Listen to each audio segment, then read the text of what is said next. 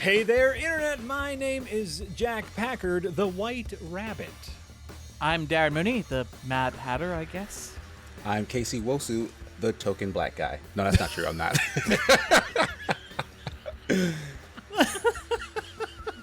This week on A Marvelous Escape, we're going to be talking about episode 5 of Falcon Winter Soldier, Truth, aka The Boat is the Metaphor.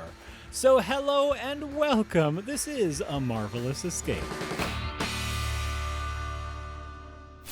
No, Casey, I think that's like the best joke to start on because like that was my first thought after watching this episode was, wow, they did not pull the punches I thought they were going to pull as far as race and not Sebastian Shaw, Bucky just admitting like, yeah, I don't get what it's like to be you.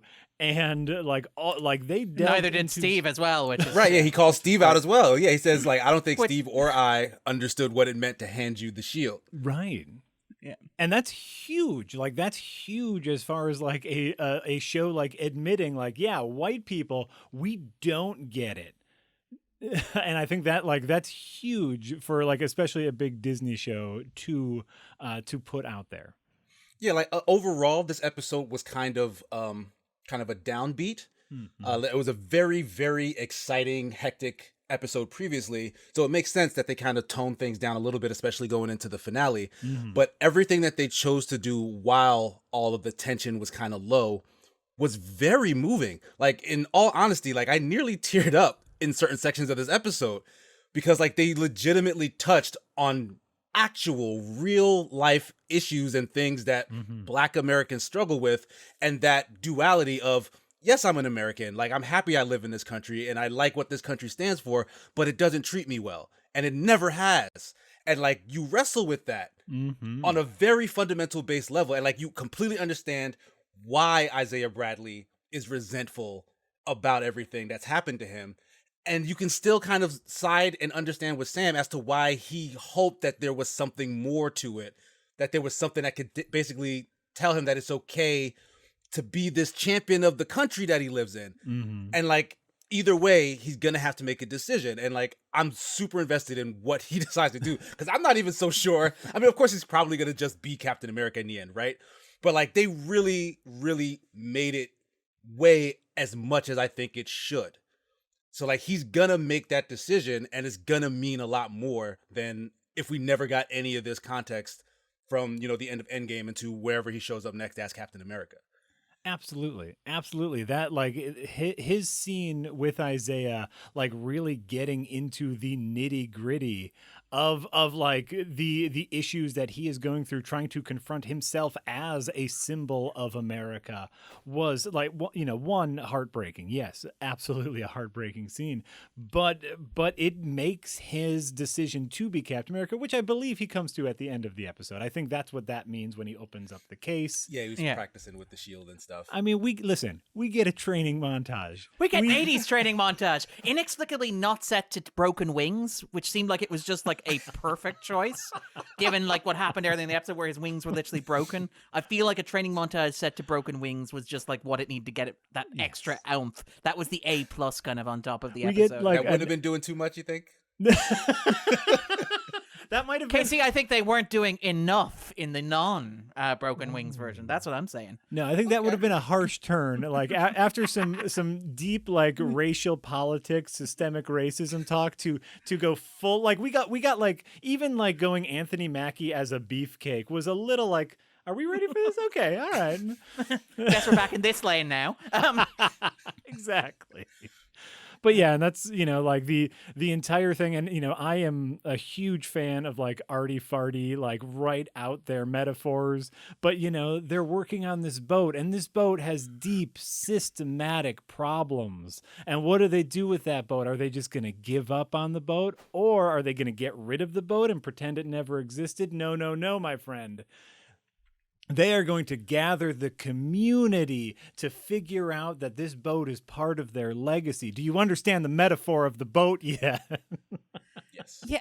I like that was kind of part of my issue with the episode. And like, no, I don't mean that in a bad way. I mean more in the sense of the kind of mixed metaphor-ness of it, because again, this is something we've been talking about it as early as the first episode, where it seems like, wait, we're going with the Flag Smashers. The Flag Smashers are our chosen bad guy for this particular story, and the Flag Smashers are people who are stealing vaccines to help people who are sick and poor and disenfranchised. And here in this episode, you have the gigantic metaphor of, yeah, but you see, what you really need is you need people who come together and aren't like divided by, I don't know, like things you might call like borders, perhaps abstract borders between them, anything that just separates them from other people. People need to come together and just work on it. They need to like untangle the net. They need to make sure those lines, those arbitrary lines don't divide things that they should anymore. And it's like, I see what you're doing. It's a really good metaphor, but part of me is also like, but wait, we're going full supervillain with the Flag Smashers. Where it's like, oh, by the way, Batroc showed up. He's a supervillain now. They're gonna have supervillain costumes. They're gonna threaten to murder a bunch of people. That was kind of like the big jarring beat for me. And again, it's a weird episode structurally as well, because it starts, and I don't know whether this is like down to reshoots in the middle of the pandemic, because it feels like it might be. It might also simply be down to wanting to avoid shooting stuff in the open in order to avoid giving away spoilers around the character of John Walker.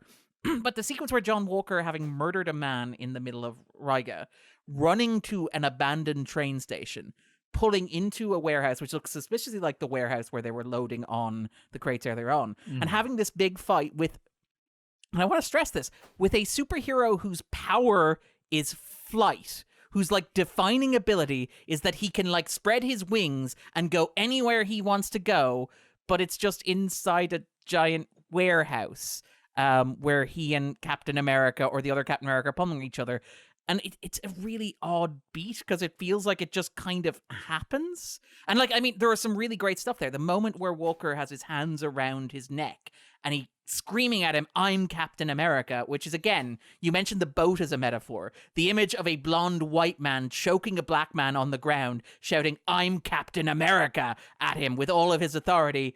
Not subtle, and I love it. But I thought the kind of pacing of the episode was a bit odd. I thought that, some of the metaphors that you mentioned, which are very good, kind of conflicted with what the text is actually doing, which is a little weird. Sure. Yeah, I can see that. I can see like it gets a little bit of muddled, because it's like, it's okay when our community comes together for a common cause, but when your community comes together, you're doing it wrong. Or two separate communities. We want to be clear. Communities themselves coming together is great. Two separate communities, we don't want that. That's. I still think that there's some sort of redemption arc for the Flag Smashers. Like, I get that they do keep trying to paint them, or at least telegraph them as being like evil in a way, like, but everyone else keeps harping on about how their cause is just, like the things that they're trying to do and the things that they want to do. No one has a problem with that. It's just that the Flag Smashers appear to be very, very violent. Because on the opposite side, you have the GRC, right? They had that whole big council meeting where they seem absolutely uncaring about any of the people. They're like, oh, we're just going to send all these refugees back to... So like, I find it hard to believe that they're really just going to say the Flag Smashers have no merit to anything that they're saying. They're just violent criminals and they're the bad guys. Once they're stopped, everything goes, honky-dory, because you still have the entity that they're fighting, GRC, being pretty much just as heartless and uncaring. Mm-hmm. So like, I can't really see what they want to do. And it might be the case that this ends on a note where they don't come out with a clear solution or a clear bad guy, which I feel would be kind of fitting, because like the same way they're trying to make the metaphor of, this is our mess, like the way this country is all set up and it's going to take everybody contributing to fix it. I feel like it could try and get away with a similar message in terms of its plot, like saying like, look, we're all doing things that we think are right. Maybe we need to just listen to each other more and find a solution at some point. It won't be overnight. And maybe that'll be enough to kind of get the point home. Like, again, I worry I'm being too harsh or expecting too much of the show, but it's really weird that, like, you have this situation with the boat where Sam and Sarah go to the bank manager and they're like, look, this boat is sustainable. Like, give us a loan and allow us to fix up the boat and repair the boat and make the boat great again, so to speak. And, basically that doesn't work, so it falls to the community, and it falls to everybody that Sam knows, everybody that Sam can call, everybody that Sam can reach out to fill this gap that theoretically should be filled by, I don't know, the government or authorities or people whose like job it professionally is to protect people in this situation. And part of me wonders if like, and again, this is the problem with making the Flag Smashers the bad guy, because the Flag Smashers are like small people who have no idea what's going on. They're just, kids. They're kids who have no real sense of realpolitik or how things actually work.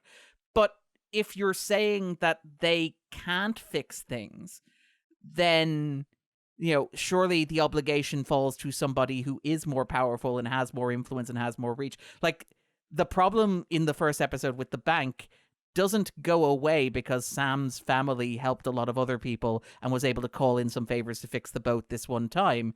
The fact that the bank is still going to refuse to give loans out to families that desperately need it, that's a problem that needs to be solved. And I worry if it feels like patronizingly glib. And I'm sorry, I feel like I'm being overly cynical or overly kind of dark or whatever, but it's like, it feels like it's like this show's skirting round a very real problem with a kind of a feel-good, patchy solution that the show itself knows doesn't work, because that's the entire Flag Smasher arc, if that makes sense. Yeah, I mean, they're definitely gonna get around that by having John Walker be the real Even worse villain, right? And so that, and like Darren said, cartoonishly painting the GRC as like, oh, all those refugees, fuck those guys. We don't care about women or children. Kick them to the like very, very villainous. Do you guys check our evil red lighting in this room? I just want to make sure. Normally it goes for alerts, but I'm thinking about using it for my next big speech. I think it might work really well. Exactly. So like, yes, I think next episode they're going to double down on the like bureaucracy being the problem, or like they very specifically in this episode like were concerned with the optics, and I bet you we are going to get a speech at the end about Sam saying optics don't matter, only helping people matters, or some BS like that, because and that's fine, like that's going to be great. And yes, John Walker will come in, and the Flag Smashers will have to make that hard decision of like, oh wait, we do want to help people. It got out of hand. But like at the same time, the first thing that you see the Flag Smashers do is steal vaccines to help people who need to be vaccinated. It feels very much like the show's journey is like the Flag Smashers were fine. Then they were a bit iffy for a little while, and then at the end, maybe they're fine again. It's a very strange, wibbly-wobbly kind of plot arc. Yeah, you're not wrong. You're not wrong. Like it is a very muddied metaphor, but I'm like, it's growing on me, the idea that they don't spell out, who is good and who is bad per se. Like I kind of like that for this story in particular, because none of these situations are so literally black and white. Like that's the term, right? Yeah. And like, so like, I think that's kind of what they're getting at. Like they want you to feel conflicted about people who are on one hand being called the bad guys, and on the other hand, like John Walker being called the good guys. Like they want you to start to think more deeply about who you consider to be on your side or not. For example, the police. I kind of appreciate that. Like, cause it's a lot more complicated than just saying police are bad or police are good. Like way more complicated than that. Yeah. Of course, emotions run high. People will, of course, jump to one extreme or the other. But at the heart of it, there is, and I know Jack mentioned something about the centrist being right and stuff in the past. Like, I don't want to try and sell that as like the core idea. I just like the fact that the show is telling you, like, look, pay more attention than you have, because there's probably more to the situation than you think there is. And like, that's it. Like, end of story. Like, we're not going to wrap it up in a tiny bow for you at the end. Just, hey, why don't you use some of your own judgment at times going forward? Like, even with Zemo and John Walker, you understand all of their motivations. Like, Zemo has a point of view. He kills people, bad guy, but he has a point of view that you can understand. John Walker, like, they took the time to step you through, like, the pressures that he is under, like, the reason why he snapped. Obviously, bad dude, but they walked you through why he snapped at the end, why the power revealed the person he was all along. And yes, while you might not, he's not perfectly, like, he's not a mustache twirling bad guy. He's also not a good guy. He is in the middle here and now leaning towards bad guy, like the flag smashers, leaning a little good, leaning a little bad, leaning heavy bad. They're going to swing back good. I think it all works. I think it all works in the soup that they're making. I agree. One of my favorite, there's like one, I want to get back to that opening battle, because that opening fight scene, I think the reason why it was indoors, and this is me probably reading way too much into it, but they didn't want anything spectacular. I don't think they wanted like a Falcon flying around in like a spectacular battle. They wanted a brutal battle. I loved that fight scene a whole lot, that always cutting to the bloody shield. Like when Sam is like ripping it off John Walker's arm and breaks his arm. Just brutal. And really set the tone for the rest of the episode of just like, this is not going to be fun. This is going to set up stuff. This is character stuff. This is going to hurt. And yeah, it was great.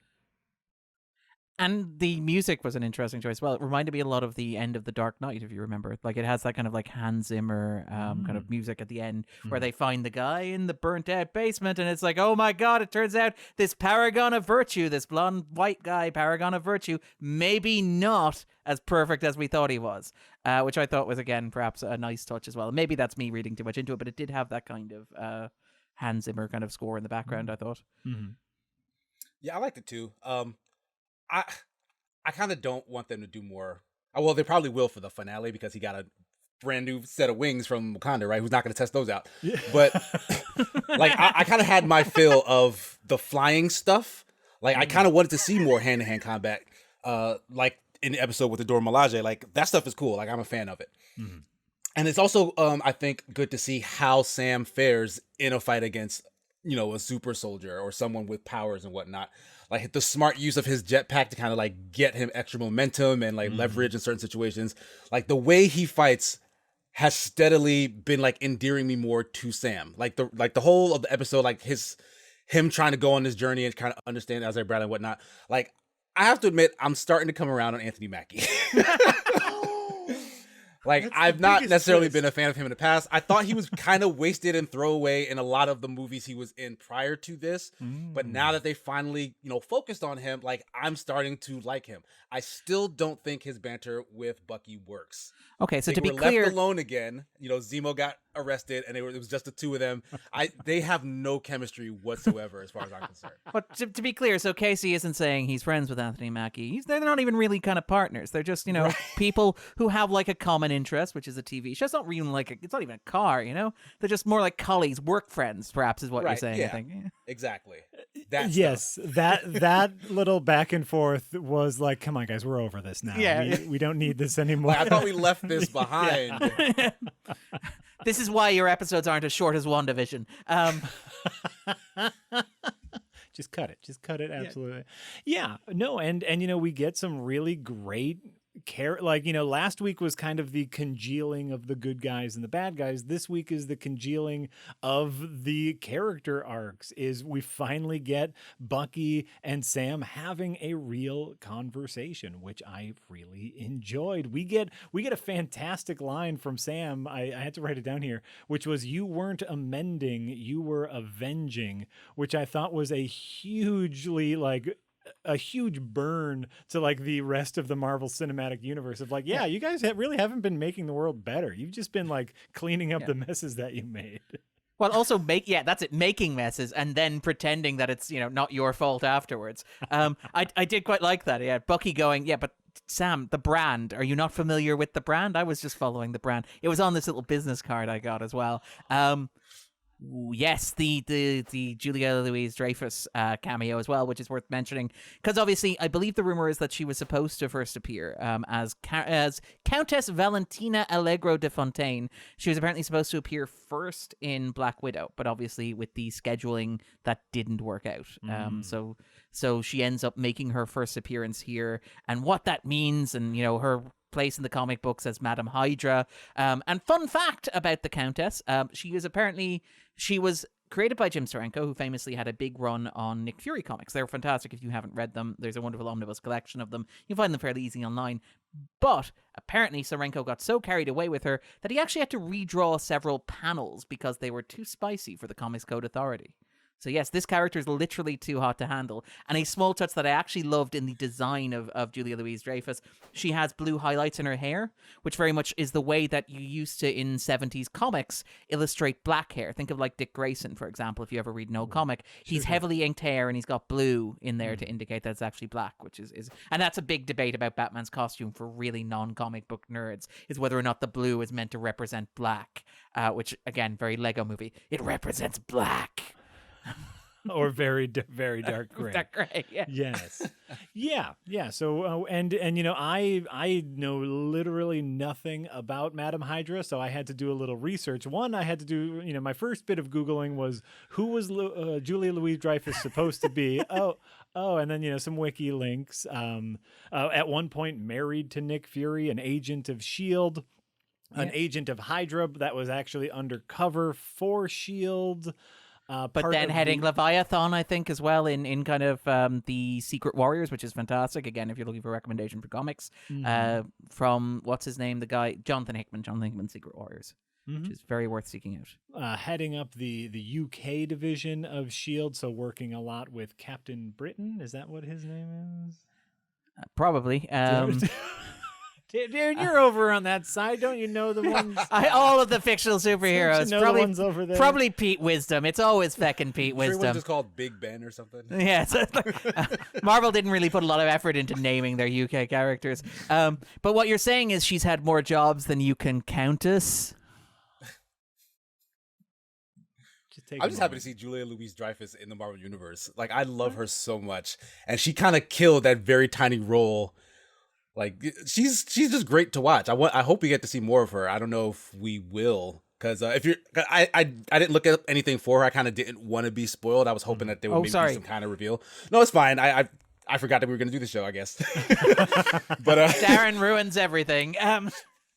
But her if she was supposed to show up in the Black Widow movie first, I wonder if this was supposed to just be a reminder of that, or if, you know, I guess it's interchangeable, right? Like, her showing up in this means that it's our first introduction to her, and she gets a bigger role there. Or were they both cameos, you think?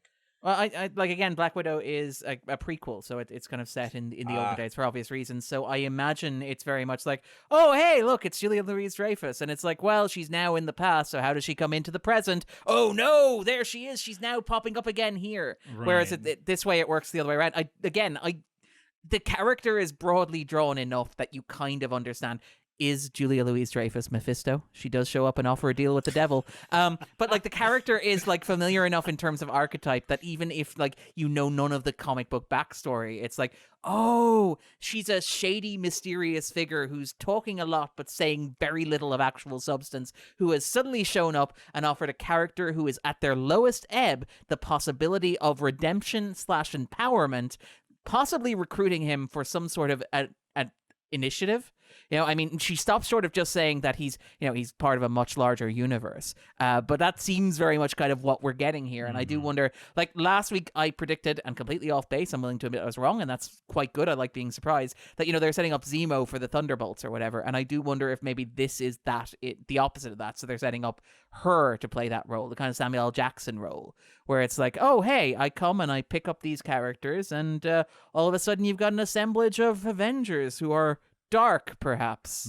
Well, but there, like, Zemo, you know, we get a lovely little Zemo button up there, which is the Dora Milaje, take him to the raft. And now that John Walker has superpowers, later on when he is captured by the Falcon Where will and he Winter go? Soldier, he will probably end up at the raft. So yeah, I think they are definitely setting up a Thunderbolts adjacent. What, not Fort Leavenworth, you mean? I really did like that little detail, that little actual world-building detail, that they actually do have Fort Leavenworth in the MCU, which is where you send people who have been, like, court-martialed properly and can't, and are not part of the regular prison population. I think, like, that was where Chelsea Manning was held, I think, for example. There's only a couple of inmates there at a time, but I did like that little detail. It's like, no, No, he's going to the raft eventually. Yes, he's going to go to the raft. And so then, him and Zemo can work together. Very, very happy to hear that Zemo wasn't, it wasn't Zemo all along. That's what I was fearing as soon as he went into the busted down hole. warehouse. Oh, yeah. When, at the beginning, when John Walker, he just killed the flag smasher, he ends up in the busted down warehouse. I'm like, oh fuck, Zemo's gonna be in there, isn't he? And Zemo's gonna say, good job, you did exactly what I told you to do. This is my Zemo impression. He's French. I know that you can talk. You sound more like the French guy. Yeah. I'm Oh, speaking of which, John, I know that you can talk the talk, but now we know that you can walk the walker. That's a terrible impersonation. But sorry, that was Yes, awful. Casey, go ahead. that was terrible. No, but speaking of Baltrack or Bartrack, whatever his name is, Sharon calls him, and she's the one who hooks him up on the job. She's the power broker. Sharon's a power So broker. she is the power broker, She's the like power just broker. like that. Yeah, she's a power broker. I'm still not convinced. As somebody who let you guys sway me on it's all Wanda's fault. Look at how much it's Wanda's fault. Definitely Vision's body. I'm sticking to my guns on this one. I'm not gonna be wooed. I'm not gonna be misled by you guys again. Yeah, I don't know. It's a very shady thing to show the second to last episode and not really focus on it. No, but So not I'm also a confirm. little skeptical. Yeah, like if you're gonna confirm in the second last episode, confirm in the second last episode. This is very much like little breadcrumb, follow little breadcrumb. Right, it's some sort of mystery. Like she's working some sort of angle. You can. Or she's undercover assume. trying to track down the power broker or something like that. She's getting close to the power broker, you know? Sure. She's going for called broker with the power Baltrock, broker. And then the flag smasher said the power broker is sending us help, and Baltrock shows up. And you have like those shots of those the pieces of art which are all like people suffering and like reaching towards tall distant objects. It's like, is this symbolism? Is this what Sharon is doing? Is she reaching towards the power broker, perhaps trying to get closer? Is that what she's doing undercover? I remain skeptical. I know that there probably aren't too many Sharon Carter heads. Carter files, I guess, maybe. I don't know. But there aren't too... The MCU won't let us make them. Like, they barely show anything. I mean, yeah. I feel like Bucky had a much stronger showing even after, the first Avenger, comparatively speaking. But probably because he had more chemistry, if we're being entirely frank. But I know I went there. But my thing is, though, the MCU, I don't think has done a hero to villain flip that hasn't been in the comics. Even the John Walker stuff, he's U.S. agent. He's an asshole. And he's created by the Red Skull in the comics. This is fair game for making him everything that he becomes here. Whereas I feel you'd never get them doing that with Bucky, for example, even though Bucky had been the Winter Soldier. I don't see them turning Sharon full heel, particularly when they weren't willing to do it with Wanda. Sure. But again, maybe I'm overestimating. There's a Disney social media intern who's desperately searching Sharon Carter references, and is like, yeah, but you see, if we do this, these 12 people will just never shut up for the next 6 years. Yeah, I think that's fair. They are definitely being very obvious that she's the power broker. They're just saying, oh, of course, look at all these things she are doing. Look at all the power she's brokering. Right. We're not going to tell you she's the power broker, but she sure seems to be pulling the strings, which would make a lot of sense to set up that she's not actually the power broker. That's to me is that all sucks because I don't care because the actual characters in the show made progress this week, and I'll allow that little bit of suckitude. you get a pass. Yeah, you get a pass. I don't care about the power broker, to be honest with you. Yeah. But that's pretty much what I was getting at last week when we talked about this, is that the power broker I don't feel is actually a part of this show. Right. That's just more continuity that got dropped that in. they're hinting at, and then they'll move along to their next thing whenever this is done. Can I ask a question then? Because this is the thing that really got me this week. And again, part of me, because I've been delving down the rabbit hole of kind of theories and stuff, and I think there's a theory that's been going around, which is fascinating. Somebody pointed out in the comments last week, and I go into the comments occasionally and I say hello, and no, generally people are good, but I'm wary of doing that because it feels like I might be stealing somebody's comment down there. But somebody made a point. There's been a lot of, and I apologize to that person whose point I am stealing without remembering their username. Consider yourself shot out to. But the point that they made was there's a theory that's been going around that the show was originally supposed to be about a pandemic and a breakout. And I think is it Nando versus Movies? The YouTube channel did a really good kind of link on it. But the argument is that like a lot of the early leaks about the show from like 2019, where it's going to be about like things like a mad bomb or a pandemic or an explosion or a virus, and like things that elements in the show that don't quite add up. Things like, say, the emphasis on the vaccine early on, the tuberculosis outbreak, for example, that is just kind of brought up in a stray line of dialogue and kills Carly's, sort of basically mother. You have like, but the fact that this doesn't really pay anything off, and the fact that if it were stronger, it would make more sense for the characters, in that like if the Flag Smashers were stealing vaccines to fight outbreaks, that would give them a stronger character motivation and explain why they're doing. It would also explain why the GRC is so eager to shut them down and stuff like that. And a sense in which maybe the show has been like reshuffled and kind of reworked in post-production. And like I was watching like the Zemo scene, and this is interesting because you watch the Zemo scene, and a lot of that is transparently CGI. It's green screen. Now, obviously, it has to be because obviously the monument doesn't actually exist anywhere. But it looks like the kind of thing that could have been done in post, and particularly like the weird shots where he's like walking towards the Wakandan aircraft carrier, and it's like you couldn't just have him walk up a hill and put the like CGI the aircraft carrier. You had to CGI the whole thing. But I do wonder, because of the way that Zemo's written here, like, what was the point of having Zemo in the previous 2 episodes? Like, what has Zemo actually added to the plot? Assuming this is the last time that we see him in this particular story. So, like, what was the point of breaking Zemo out of prison, having him go on this journey, and then putting him back on the raft at the end? Feels like, and again, like I say that as somebody who is like the #1 Zemo booster on this podcast.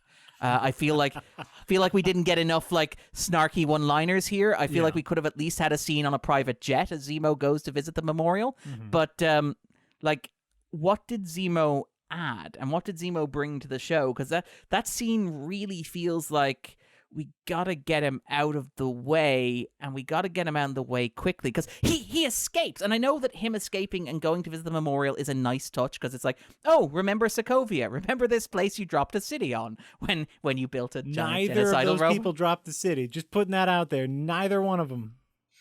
Remember when that giant organization that you're a part of superhumans, dropped a city or built a robot, a genocidal, omnicidal robot that dropped a city here? And I like that, but it does feel rather odd that like all the hoops that the show goes to get Zemo and to involve Zemo and to have Zemo do stuff, and at the end it's just like, yeah, well, he's going back to prison. Slightly different prison, but he's going back to prison. My theory is that it was specifically to bring the Wakandans into the plot, because without him, I don't see a real reason to kind of dive back into Bucky's time in Wakanda, and also to kind of highlight all of the new Wakandan tech that apparently is being introduced to these characters. Because Stark is dead, so where would Sam actually kind of get his new wings upgrade and stuff? Mm-hmm. I mean, Wakanda, I guess, is the closest thing to like supplying everybody else. And if they're on friendly terms, and you want to be on friendly terms, I guess Bucky is your connect to your Wakandan dealers. I get theoretically that like Bucky confronting Zemo is like the end of Bucky's arc, because like Zemo was the last guy to use him as the Winter Soldier, and like Robert Redford is now completely retired from acting. They managed to get him back to do that scene in Endgame, but now Robert Redford is totally out, so he can't really do any of that again, I'm afraid. So I guess he's going to have closure with Zemo, but it's a very odd scene, and particularly because the Wakandans go, well, what are we going to do? Because the whole thing with the Wakandans, and I know that like the big arc of Black Panther is the Wakandans are like part of the global community now, and they're less prone to isolationism now. But part of me is also like, well, look, you took the guy who killed your king and you locked him up in your own country, and then turned him and like rehabilitated him and made him a better human being. But the guy who you've made a big deal of pulling the trigger on, the guy who killed your former king, you just got to... No. It was actually Zemo that killed Oh, with the van. It was the van. Yeah, sorry. Remember, he was wearing prosthetics to approximate Bucky. Ah, okay. Sorry, Point of order. Point of order, to be clear. But like you have that like you have that big thing, and it's like, what are you going to do with him now that you have him? We're going to drop him off at the prison that's presumably I thought that was a operated bit by like anticlimactic. Yeah, I agree. Yeah, like you're not going to take him back to Wakanda to poke at him like I would, Or at least one of your secret U.S. prisons that they probably have, because they probably wouldn't let him into their country. Oh yeah, that's fair. That's fair. No, I think Casey's I do kind of right. love the idea of like Black Panther 2 just having like Zemo just in a cell for no reason, just Waving randomly, just kind of looking around. Hello. Where are you going? Okay, goodbye. No, I think Casey's right. Is we need, we can't rely on. I found an old Stark machine, a la Spider-Man 2, and we need a place to get our cool new outfits because we still need cool new outfits. I thought it was going to be that military guy who was helping Sam with his wings. Oh, in Torres, the first episode. Torres. Yeah, I think, and I looked up some stuff on Torres. I think Torres is another Falcon, if I remember correctly. So like so Sam giving him the wings is set up Condor, for is it, or that. something like that? Is it Condor or something? I thought he was like, I think he's like a color. He's like a red Falcon or something. Okay. I don't remember. We're just kind of branching out. It's got a color coding. Oh my god, that's a reference to the Black Falcon. It's like I love the idea that Sam names Torres Red Falcon just as a giant screw you to the kid who's like, my dad says you're Black Falcon. It's like, okay, well this is Red Falcon then. Torres is like, I want to pick my own superhero name. Nope, you can't. I mean, I also think that sequence at the memorial was a great little button on like just proving that Bucky is now in full control of his emotions. Like, remember the last episode was all about the ends justifying the means, and that's where Zemo really like showed the metaphor or the thesis statement of that last episode of like, yeah, I use super soldiers, but I use them to kill more super soldiers. Therefore, the ends justify the means. The Flag Smashers were doing the same thing. So were Sam and Bucky in getting Zemo out. And I think what that all did was help Sam on his journey to be the Captain America of like, no, I am going to do what I think is right. And me thinking what is right. Like, remember the sequence or the scene he had where he's like, would you take the super soldier serum? And Sam just flat out said no. You need no someone, hesitation. Yeah, no hesitation. You need someone like Zemo there who has a strong point of view and uses it for evil, and then Sam who has an equally strong point of view but will use it on the side of good. You need that contrast. That's what I think. Also, all of your theories about a rewrite to get all the pandemic stuff. One, good call, Disney. We didn't need that. Two, makes total sense. Again, not my theory. Again, lots of people speculating online, but it's Darren's theory. fascinating. Thank you for Darren's theory. Okay. Thank you, anonymous commenter who pointed me to the material where all these people had laid out and done the research on it and stuff like that. Thank you, very polite YouTube commenters. We appreciate that. Speaking of like just general comments, this is kind of an aside, but I'm interested to hear you guys' viewpoint on this. The ability to throw and catch the shield. Is that something that any old schmuck can do? I mean, well, clearly Sam had to train for it or whatnot, right? But like, I was of the mindset that you needed to be at least kind of like a good martial artist. Like, you need to have the reflexes and the ability to kind of triangulate where you're going to throw a thing so it ricochets. Mm-hmm. But like, that shield hurts people. Like, like that vibrating He's not shield. even wearing gloves when he right. it. Like, I want the scene where Sam does it and it breaks his hand. It's like, damn like, it looks super dangerous when he's chucking it around like that. But apparently, if I practice enough, I could do this. I don't know. Well, like, what is your take on like that shield and its aerodynamics? Well, that was the thing where, like, we thought that, like, that was the clear indication that Walker was juiced before he actually juiced himself. Because we thought, like, the logical thing was, we've seen throughout the films that, like, the only people who can catch the shield are superpowered. The point where, like, the famous sequence in Winter Soldier, if I remember correctly, where Cap throws the shield, Bucky catches it with his metal hand. It's like, that's what it takes to stop this thing in midair. Mm-hmm. So I kind of expect that. But I guess this is one of the things where, because we've had Walker's arc, and because we've seen Walker already apparently catch it without repercussions, you kind of get away with it with Sam, Like, Walker catching it is a bit of a cheat. And it's a bit of a cheat that I think they get away with because you get that, oh, wait, is he secretly a super soldier? Because you get all that stuff that Jack was talking about where it's like, oh my God, he tested off the charts at MIT. It's like, oh, there's definitely something going on in the background. And then the show does this clever sleight of hand where it's like, oh, no, he was never juicing, but he is now. So you're like, oh, okay, well, then that's fine. And then when Sam does it, it's like, okay, based on like precedent, we can say, look, we've seen it. We've seen an ordinary guy do it. We didn't think he was ordinary at the time, but we found out that he was. So I guess that's just something ordinary guys can do. That's kind of my read on it. That's like, that's like wibbly wobbly comic book logic where it's like, normally even for like, people who have no meta-human abilities, if you look at like their list of powers, it's like top tier athlete. And that means that they can jump 20 feet in the air because they're a top, it's like bullshit that no one can do. Right. Like he needed to montage to be able to do it right? Like he did like a whole bunch of extra push-ups and a bunch of running that one day, and now he can throw and cast the shield. Well, and like if you think about it, even within the same universe, like the things that Sam does, assuming wings like that would exist, would tear your goddamn face off. Like going at the speeds Sam goes, like just general debris in the air. That man, like he's not wearing a helmet. Yeah, but that sequence where he just dives through a helicopter and you're like, if you were off by like half a meter either direction, you're just splat. You're roadkill. Absolutely. You're a bug on the windshield. And so like that to if you're half a meter higher, you're like... then it's a very different movie. Yeah. Wow. That's like in the opening 10 minutes. Alive. I actually really love the idea of like the opening 10 minutes of Falcon and Winter Soldier being like, well, turns out there's a reason more superheroes don't use magic wings like Falcon.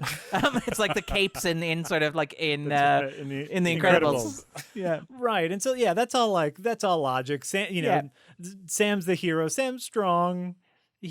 Sam was able to almost go toe to toe with a super soldier. He's gone toe to toe with several like less trained super soldiers. So we're gonna chalk that up to good old action movie fuckery. Yeah. Again, 80s action movie, you can kind of get away with it, I think, in that sense. And again, like the use of the montage, the buddy stuff with the boat, all that stuff is vintage 80s action movie, which is where I think the show really works best. I'm kind of like a bit uncomfortable when it gets into non-80s action movie stuff. Like the entire community coming together to help each other out. That's like the end of Sam Raimi's first Spider-Man, where it's like, we're New Yorkers. When you mess with one of us, you mess with all of us. It's like we're, that's basically what that scene is. And I'm kind of there for it. But the moment you take that out of the context of like 80s action movies are kind of like corny and try to go like grounded, it doesn't, like that's the kind of tension for me. And that's why I was much more on board earlier on, and I find myself now I'm like a little uncomfortable with how the show seems to be lining up. I'm not sure that it's going to pull off the Sam and get the 1 meter in the right direction, and not just going to splat itself on the proverbial helicopter rotor blade. No, and I think they are. It looks like was what I will say. It looks like they're going to do what I was hoping they would do. And not what I feared they would do, which is now, Sam has the shield. He's been training, and he is going to like fashion show, whip off the cape, show off a brand new outfit. Like the last episode gets to be a Sam is Captain America victory lap, which we can only assume includes a 3-way giant awesome battle. Right? Yeah, in the style of Civil War, because of course it does. So you have to have Bucky on one side, Sam on the other, and I'm guessing Walker in the middle, presumably. It has to be Walker, doesn't it? Because if it's Carly's too small. Or it could be Baltrock, I suppose. It could be Baltrock. Yeah, it'll be Baltrock and the Flag Smashers versus John Walker versus Bucky and Sam. But then midway through the fight, they'll pull the old swapperoo. The Flag Sweatmatchers will realize they're doing bad stuff. But it doesn't matter because we're going to get a big fun action scene with new outfits. I know. And I love new outfits. I love dress up. How excited do you think the internet is at the idea of seeing Batroc in his comic book attire? Like unbelievably excited. Like, depends on writing which articles about this for which years. era we're talking about. How are they going to handle the Leaper? Yeah, but like is this like this isn't quite like Hugh Jackman wearing the yellow Wolverine spandex level, but it feels like there's been a lot of pent up like we really want the leper. We need something. The Leaper. We need some spandex here, just a little bit of spandex. Yeah. No, No, I think, and so that's what I'm really hoping for the next episode. Sam's going to sashay his ass right to a big fight. Bucky will be there. It'll be a big explosion fest, and then sure they'll set up some BS other continuity stuff. But the big action sequence, we've earned it.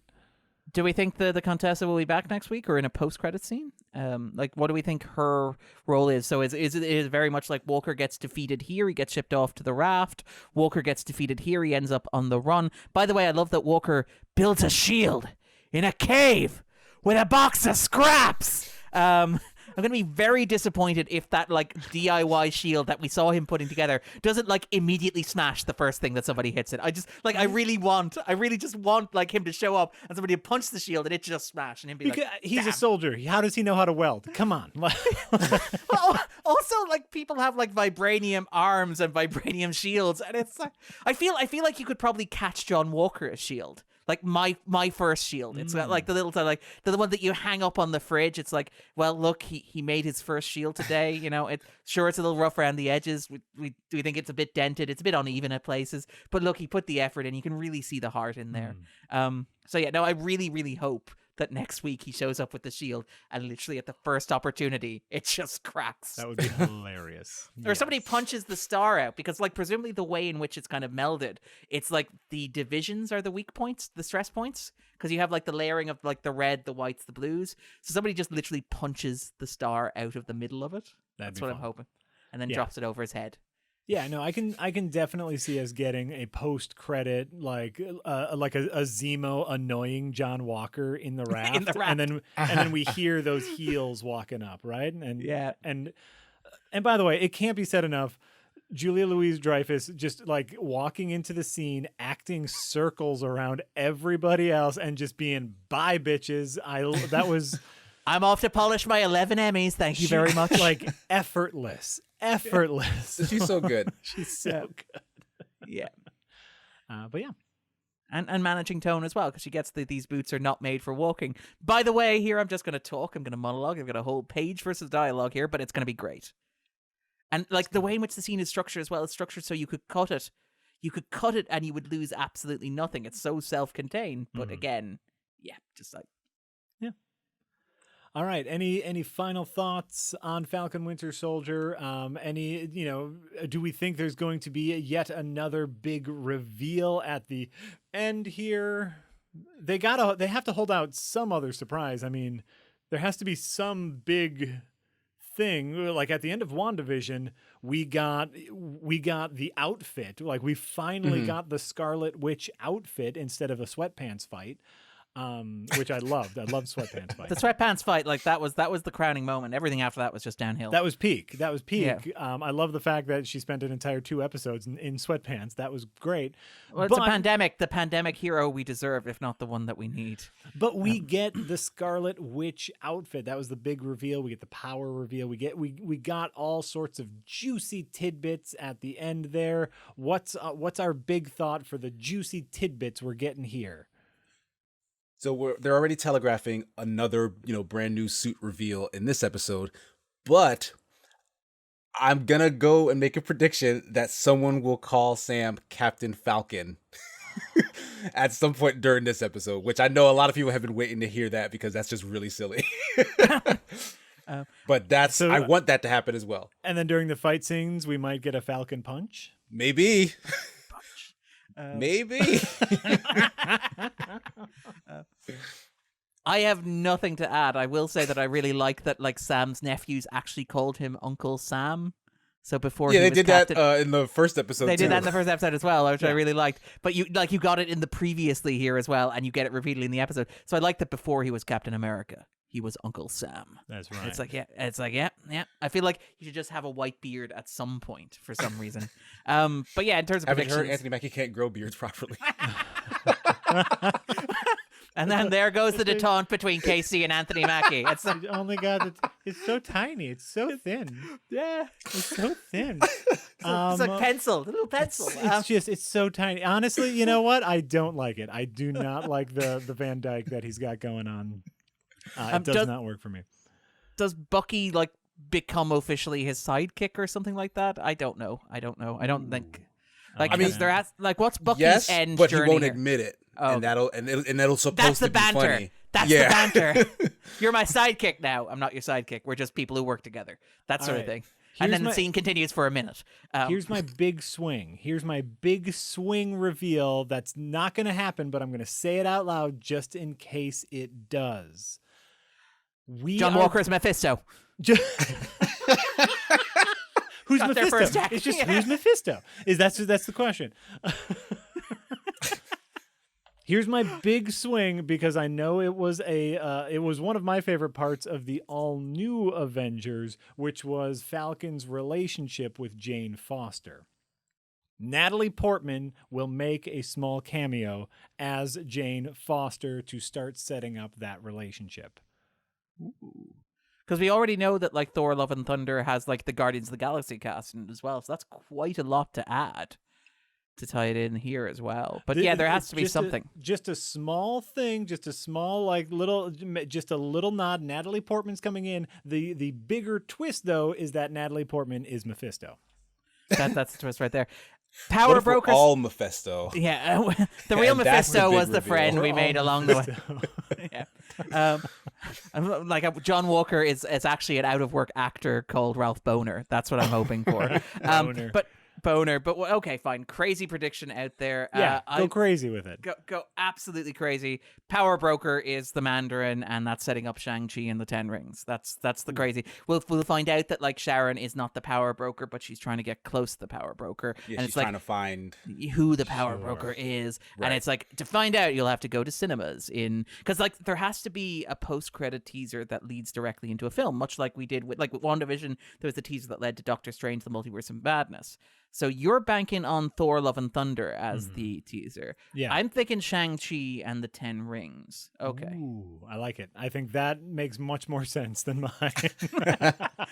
Jackson's like, I like the Thor movies. I do. I do. I like the Thor movies. I think they're fine movies. Great. Casey, any big swing? Any big swing prediction? Be wrong. Be big and wrong. This is your chance. crap. We get to see the start of Riri Williams as Iron Man, or Ironheart rather. Like she shows up somewhere or she's referenced in some capacity. That's my big swing. Ooh, I dig it. What if the GRC are all mutants? And they're all being controlled by Mephisto.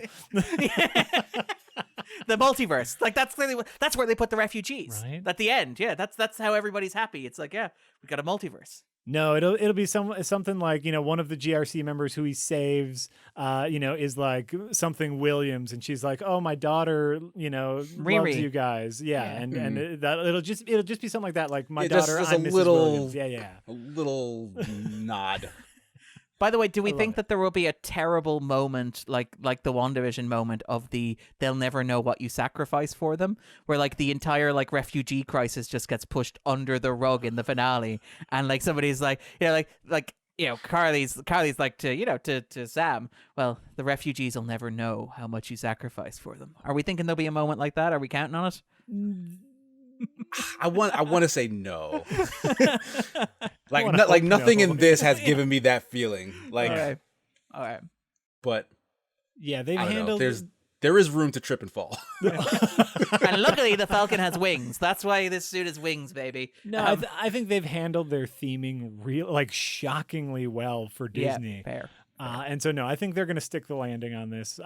But failure is always an option. So, so great. That's it for this episode. We will see you next week for the wrap up of Falcon Winter Soldier. Thanks again for watching. I've been Jack Packard. I've been Darren Mooney. And I've been Casey Wosu. See you next week.